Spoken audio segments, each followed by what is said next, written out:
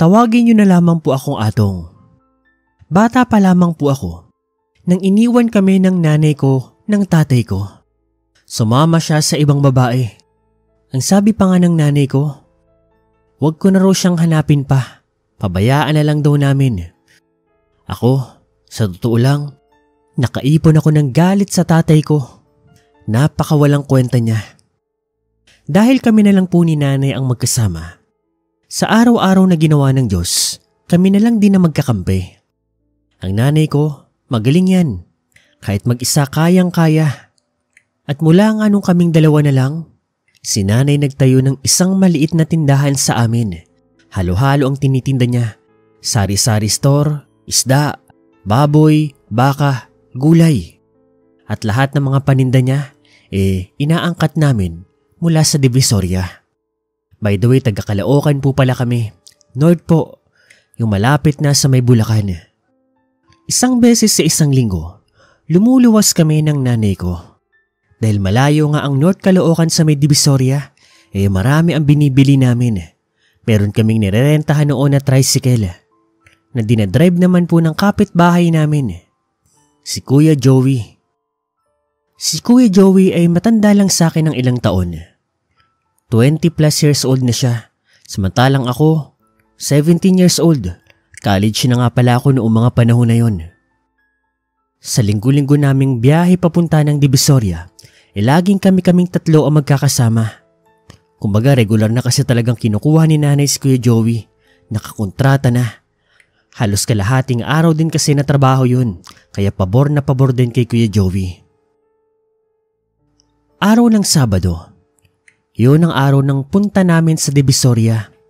Ako, normal lang, sakto lang, wala naman masyadong ginagawa. Bumiyahe nga kami mula North Caloocan papunta ng Divisoria at binili namin yung mga kailangan naming bilhin. Mga stocks namin kumbaga.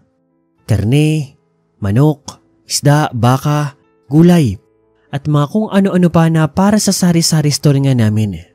Tanghaling tapat nang matapos kaming makapamili. Uuwi na nga sana kami noon kaso nakaramdam naman kami ng gutom. At sakto, doon sa pinaradahan namin ng tricycle ni Kuya Joey, nakakita kami ng isang bagong bukas na restaurant. Yung restaurant na iyon, parang lutong Pinoy lang naman yung mga putahe. Maraming ang customer kasi bagong bukas Kumbaga may mga promo. Buy one take one yung rice. Kaya kami, nainggan yung tatlo. Punta kami doon nakipila at order ng pagkain. Ako, dahil paborito ko yung binagoongan, yun ang in-order ko. Si Nanay Pakbet, habang si Kuya Joey naman, putok-batok. Lechon kawali. Buy one take one nga ang kanin. 2 ang kanin namin. At masasabi ko na mukhang masarap naman ang pagkain doon. Fresh, bagong luto, tapos kakaiba rin yung timpla. Masarap. Tipikal na ulam ng Pinoy pero may something na bago sa panlasa namin. Kahit ang nanay ko pati si Kuya Joey, napansin din yun. Matapos namin kumain, syempre, umuwi na rin kami ng North Caloocan. Busog na busog kami noon. Nakauwi naman kami ng ligtas. Pero ewan ko, nung gabi na iyon, hindi ko magawang makatulog. Para kasing ang init ng pakiramdam ko. Para kung pinagpapawisan ng malamig. Kahit ang totoo, maalansangan naman ng panahon na yun. Tapos pakiramdam ko na uuhaw ako. Para din ako nasusuka na sinisikmura. Para din ako natatae. Nakakaramdam din ako ng hilo. Ewan basta hindi ako mapakali. Para din akong lalagnate na tatarangkasuhin. Hindi na ako nakatiis. Bumangon ako. Bala kong uminom ng gamot. Pero sa pagbangon ko, yung nanay ko, nakita kong nandun din sa labas. Sabi niya, hindi rin daw siya mapakali. Ang sama rin ng pakiramdam niya sa madaling sabi kung anong nararamdaman ko. Ganun din. Kanya-kanya kaming inuman ng gamot pero maya-maya nagulat kami nang biglang may sumigaw mula doon sa labas ng bahay namin. Linawin ko lang. 12:00 na halos ng gabi yun. Pero nakilala namin kung sino yung sumisigaw. Si Kuya Joey. Pagbukas namin ng pinto, si Kuya Joey nga ang sumalubong sa amin at kasama niyang isang matanda na kilala ko rin dahil lolo niya ito. Ate Using, Atong, kamusta kayo? May nararamdaman din ba kayong kakaiba? Kung anong nararamdaman namin ay siyang nararamdaman din daw ni Kuya Joey at doon niya ipinaliwanag sa amin na kami raw tatlo, malamang sa malamang, nayanggaw. Hindi pa namin alam kung anong ibig sabihin noong una. Pero nang pinaliwanag ng lolo ni Kuya Joey ang lahat, naging simple na lang para sa amin ang kababalaghan na nangyari sa amin. Malamang sa malamang daw, yung nakainan namin doon sa restaurant o karinderya ba, malamang, mga aswang daw ang may-ari noon at malaki rin daw ang pag-asa na ang luto nila may lahok ng tao. At kung bakit nila ginagawa yon, baka raw nang bibiktima sila, baka raw nang hahawa sila ng pagkaaswang. Swerte, may kaalaman daw sa mga ganoong bagay ang lolo ni Kuya Joey.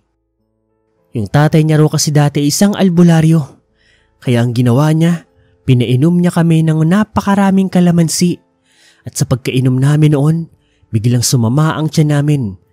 Nasuka-suka kami. At lahat ng nilalaman ng tiyan namin ng mga sandaling yon, isinuka namin ni nanay. Takantaka kami noon kasi kulay itim na likido at mga buo-buong laman ng niluwa namin. Ang baho pa. Si Kuya Joey nga rin, ganun din ang isinuka. Malaki raw ang pag-asa na wala na ang yanggaw sa tiyan namin, base yun sa lolo ni Kuya Joey.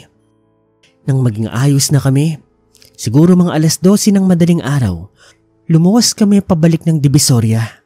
4 kami nito. Ako, si nanay, si lolo, pati si Kuya Joey. Binalikan namin yung karinderya. At grabe ang inabutan namin doon. Mga nagkakagulong mga tao, may mga kapulisan. Pinaghuhuli yung may-ari ng karinderyang bagong bukas. Food poisoning ang sabi. Pero base sa mga narinig ko, kagaya ng sabi ng lolo ni Kuya Joey, ay nagyayanggaw ng araw yung mga may-ari dahil mga aswang sila. Kasama kami sa presintong nag-file ng reklamo sa kanila. Ang dami namin noon. Tapos si lolo, pinayuhan niya yung mga nabiktima na gumamit nga ng kalamansi. Buti nga, sinunod siya ng mga ito at kagaya namin ni nanay, Kuya Joey, nagsukahan din sila doon sa presinto ng itim na kung anuman. Ang masama doon, hindi lang naman kami ang mga nakakain.